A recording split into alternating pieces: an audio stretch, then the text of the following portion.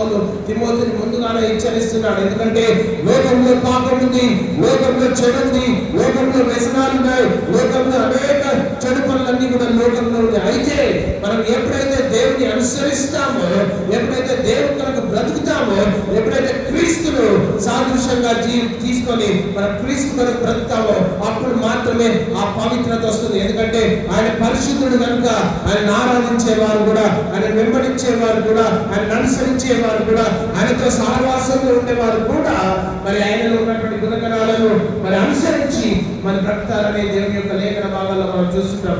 అయితే దీంట్లో ఇంకొక మాటను మనం స్పష్టంగా చూసినట్లయితే మన సహవాసము ఎవరితో, మీ పక్క వాళ్ళు అడగండి, మీ సహవాసము ఎవరితో ఉంది? మీ సహవాసము ఎవరితో ఉండాలంటే మీ సహవాసము ఆత్మీయులతో నీ సహవాసం ఉండాలి.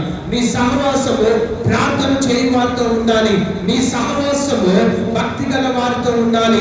మీ సహవాసము పవిత్రమైన హృదయం గల వారితో ఉండాలి. మీ సహవాసము ఆత్మీయతలో ఎదిగే వారితో ఉండాలి.